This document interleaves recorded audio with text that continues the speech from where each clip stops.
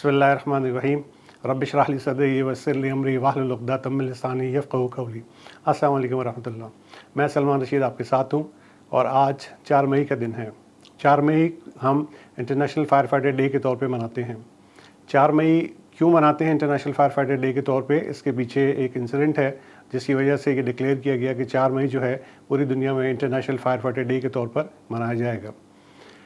Back in 1998 2 दिसंबर यानी कि 2 दिसंबर 1998 Australia का एक इलाका विक्टोरिया और उसके करीबी टाउनशिप लिंटन के करीब एक प्राइवेट लैंड में आग लग गई, जो कि वहाँ रहने वालों की गफलत की वजह से लगी थी और उसके बाद वो फैलती चली गई और साथ ही स्टेट फॉरेस्ट था और उसको भी आग ने अपनी लपेट में ले लिया। और एज़ यूजुअल फायर की टीमें वहाँ पर पहुँची और फायर फाइटिंग करने लगी और इसके साथ साथ एक और फायर की टीम को कॉल किया गया जो कि fire department of natural resource Geelong west country fire authority है, जिसको CFA भी कहा जाता है। उसके 2 फायर ट्रक्स को इन्फॉर्मेशन दी गई कि आपने इसी टीम के साथ फायर फाइटिंग करनी है और ये दोनों फायर ट्रक जिसमें फायर फाइटर्स मौजूद थे जो कि वॉलंटियर फायर फाइटर्स थे। पाकिस्तान में वॉलंटियर फायर फाइटर का कॉन्सेप्ट नहीं है, लेकिन ऑस्ट्रेलिया, अमेरिका, यूरोप और कनाडा में बहुत ज़्यादा वॉलंटियर फायर फाइटर्स भी काम कर रहे होते हैं। तो ये जो दोनों फायर ट्रक थे इसके अंदर वॉलंटियर फायर फाइटर्स थे और ये वहाँ पर फायर फाइटिंग कर रहे थे और कुछ एरिया को उन्होंने कवर कर लिया था और इनका ट्रक काफ़ी अंदर तक उस एरिया में चला गया था जहाँ पर ये फॉरेस्ट फायर भी थी। और अचानक से विंड डायरेक्शन चेंज होती है और विंड डायरेक्शन चेंज होने की वजह से जो सडनली विंड डायरेक्शन चेंज हुई, इनके दोनों ट्रक जो है वो वहाँ पर स्टक हो गए। और जो पहला ट्रक था उसके अंदर जो 5 फायर फाइटर्स थे वो चारों अपने आप को वहाँ से नहीं निकाल सके और क्योंकि विंड डायरेक्शन इतनी तेज़ी के साथ चेंज हुई और इतने बड़े बड़े फ्लेम्स थे कि वो अपने आप को वहाँ से नहीं निकाल सके और उनका ट्रक और वो फायर फाइटर्स जो है वहीं उस मौके पे उनकी डेथ हो गई। जो दूसरा फायर ट्रक इनके साथ था वो चंद मीटर के फासले पे था। बड़ी मुश्किलों से उन्होंने अपने आप को एडजस्ट किया और उनकी गाड़ी के अंदर जितना पानी था उसके मॉनिटर के थ्रू उन्होंने शावरिंग का सिस्टम शुरू कर दिया और मॉनिटर के थ्रू शावर करते हुए अपनी गाड़ी को बैक लेकर गए और बड़ी मुश्किलों से उन्होंने अपनी जान बचाई। तो जितना बड़ा ये इंसिडेंट था, ये भी एक ब्लेसिंग थी कि सिर्फ 4 लोग जो है 5 लोगों की इसमें डेथ हुई और बहुत सारी जानें जो कि ज़ाया हो सकती थी वो सब बच गई। इसके बाद तकरीबन 4 जनवरी 1999 में ये डिसाइड हुआ और तमाम दुनिया तक ये मैसेज पहुंचा गया, क्योंकि एक बहुत बड़ा हादसा उस तौर पे तस्वुर किया जा रहा था कि जिसमें 5 लोग जो है वो इस तरह से एक हादसे में उनकी जान चली गई और इसको बहुत बड़े पैमाने पे डिस्कस भी किया गया। इसकी बहुत लंबी इंक्वायरी भी चली ताकि पता किया जाए कि क्या वजूहात हैं जिनकी वजह से ये इतना बड़ा इंसिडेंट हुआ है। वो एक बहरहाल अलग चैप्टर है, उस पर भी नहीं जाएंगे, लेकिन ये आप लोगों के लिए एक बैकग्राउंड था कि 4 मई फायर फाइटर के डे के तौर पे हम क्यों मनाते हैं। इसका एक कहना चाहिए सिंबल भी है जो कि एक रिबन है, जो कि रेड और ब्लू कलर का रिबन होता है जो कि फायर फाइटर्स अपने साथ आवेज़ा करते हैं। और रेड जो है वो एज़ यूजुअल फायर का कलर है और ब्लू जो है वो वाटर का है। और हमें पता है कि फायर फाइटिंग जब हम कर रहे होते हैं तो फायर और वाटर दोनों का एक आपस में कम्बिनेशन है। तो इस रिबन को फायर फाइटर यूज़ कर रहे होते हैं, हर जगह आपको डिस्प्ले पे भी नज़र आएगा। तो ये इस रिबन के पीछे का बैकग्राउंड है।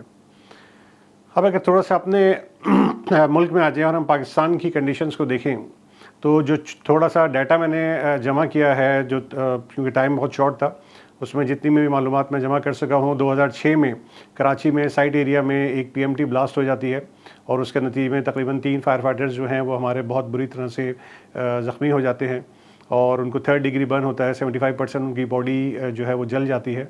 उनको हॉस्पिटलाइज लेकर जाया जाता है, हॉस्पिटलाइजेशन दी जाती है, लेकिन कुछ ही टाइम के बाद उनकी डेथ हो जाती है क्योंकि 75% उनकी बॉडी जल चुकी थी। उसके बाद भी मल्टीपल इंसिडेंट हैं जिसमें हमारे फायर फाइटर्स जो हैं वो ज़ख्मी होते रहे और शहीद होते रहे। और रिसेंटली का तो आपको वाक़या पता ही है जो कि 12 अप्रैल 2023 का है। सुबह मॉर्निंग में न्यू कराची इंडस्ट्रियल एरिया में गबोल टाउन है, उसमें एक 3 फ्लोर की गारमेंट फैक्ट्री थी और उसके अंदर सुबह के टाइम पे आग लगती है। न्यू कराची की जो फायर की टीम है वो वहाँ पे पहुँचती है, फायर फाइटिंग करती है और साथ ही बाकी फायर स्टेशंस को भी कॉल किया जाता है।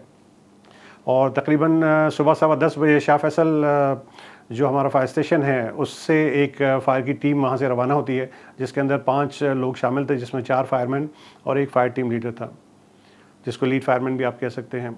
हमारी टीम, ये शाह फैसल की टीम भी वहाँ पहुँचती है और उन बाकी टीमों के साथ मिलकर फायर फाइटिंग कर रही होती है और बड़ी ही मेहनत से और बड़ी बहादुरी के साथ पूरी कोशिश कर रहे होते हैं कि उस आग को कंट्रोल किया जा सके।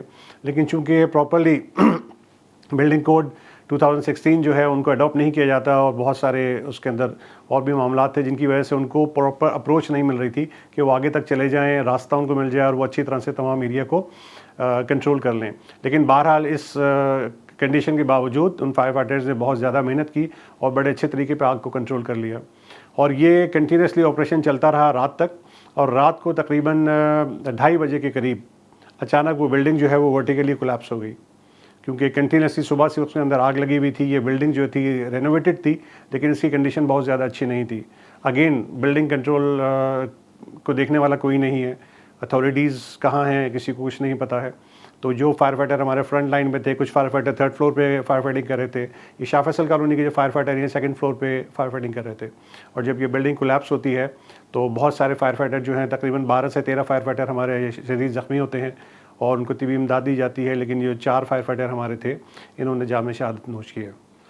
यकीनन ये एक बहुत मुश्किल मरहला है उन तमाम लोगों के लिए जिनके साथी उनके साथ थे और एक बहादुरी के साथ फायर फाइटिंग कर रहे थे। लेकिन अचानक से ये हादसा होता है और वो 4 फायर फाइटर्स, बहादुर फायर फाइटर्स आज हम में नहीं हैं। हमारी दुआ है कि अल्लाह पाक उनके दर्जात बुलंद करे। शहीद हैं और शहीद कभी नहीं मरता। लेकिन साथ साथ ये भी सोचने की ज़रूरत है कि गवर्नमेंट को इस वक्त हंगामी बुनियादों पर इसके ऊपर काम करने की ज़रूरत है। बहुत हो गया, बहुत फायर फाइटर्स हमारे शहीद होते जा रहे हैं और इसके ऊपर बहुत ज़्यादा काम करने की ज़रूरत है। बिल्डिंग कोड ऑफ पाकिस्तान को प्रॉपर्ली इम्प्लीमेंट करने की ज़रूरत है ताकि इस तरह की कंडीशंस ना आएँ। बिल्डिंग्स के प्रॉपर सर्वे और बिल्डिंग की प्रॉपर सर्टिफिकेशंस की ज़रूरत है। फायर फाइटर्स की प्रॉपर ट्रेनिंग की ज़रूरत है। फायर फाइटर्स के लिए प्रॉपर अलाउंसेस की ज़रूरत है।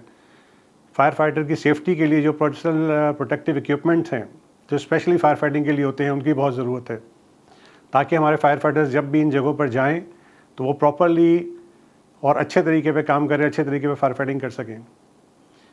मेरी दुआ है कि अल्लाह ताला इन तमाम लोगों को सब्र जमील अता करे, इनके लवाकिन को जिनके साथ ये इतना बड़ा सानिया हुआ है और वो लोग जिन्होंने अपने दोस्त इस हादसे में खो दिए हैं, अल्लाह ताला उनको भी हिम्मत दे। वैसे तो हमें यकीन है कि हमारे फायर की टीम हमेशा की तरह आइंदा भी उसी हौसले, उसी जज्बे के साथ काम करती रहेगी जिसके साथ वो पिछले काफ़ी सालों से काम कर रही है। अल्लाह ताला इनको मज़ीद हिम्मत दे, इस्तकामत दे। आज 4 मई के दिन के तौर पे आज इस चीज़ का भी अहद कर लें हम कि आज के दिन ज़रूर हम अपनी फैमिली को फायर की ट्रेनिंग एक दफ़ा फिर दें। अगर हम दे रहे हैं तो आज इसका एक रिफ़्रेशर ज़रूर करवाइए। अपनी फैमिली के मेंबर्स को साथ बिठाइए, उनको फ़ायर के बारे में आगाही दीजिए, हंगामी रास्तों के बारे में आगाही दीजिए कि घर से कैसे आपने निकलना है हंगामी हालात में अगर खुदा न खास्ता कोई हादसा हो जाए। इलेक्ट्रिकल की, गैस की आइसोलेशन कैसे हमने करनी है। अपने घर में खुदा रहा अपने घर में एक पोर्टेबल फायर एक्सटिंग्विशर, एक फायर ब्लैंकेट रखिए। एमरजेंसी नंबर्स का बताइए अपने बच्चों को। कुछ ऐसी जगहों पे आवेज़ा कीजिए एमरजेंसी नंबर्स, ताकि हमें पता चल जाए कि एमरजेंसी में हमने उनको कैसे कॉल करने हैं हंगामी इमदाद की टीमों को। अपना बहुत सारा ख्याल रखिएगा। Thank you very much. अल्लाह हाफ़िज़।